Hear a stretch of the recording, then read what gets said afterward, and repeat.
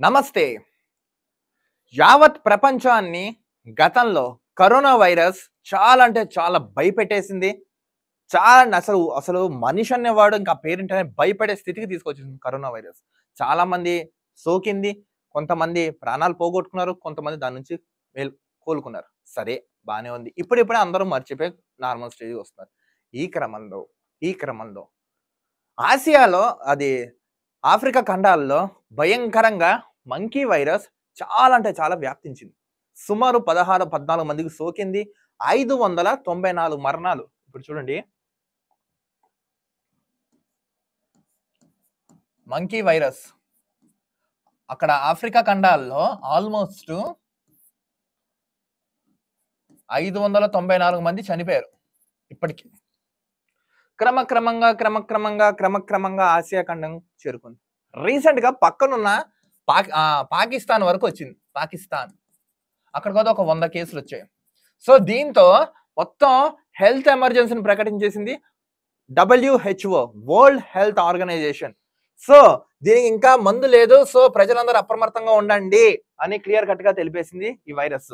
So చాలా మంది ఇప్పుడు అడుగుతున్నారు, లాక్డౌన్ వచ్చే ఛాన్స్ ఉందా?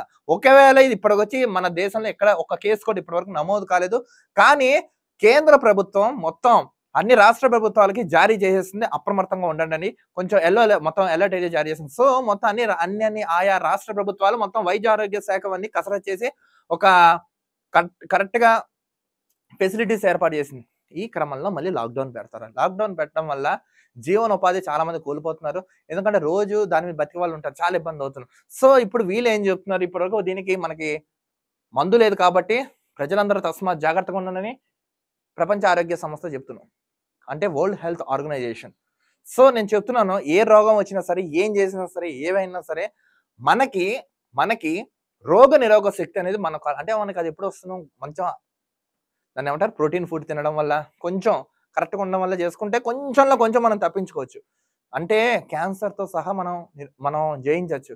అంత పవర్ఫుల్ మనకి ఇమ్యూనిటీ పవర్ అనేది.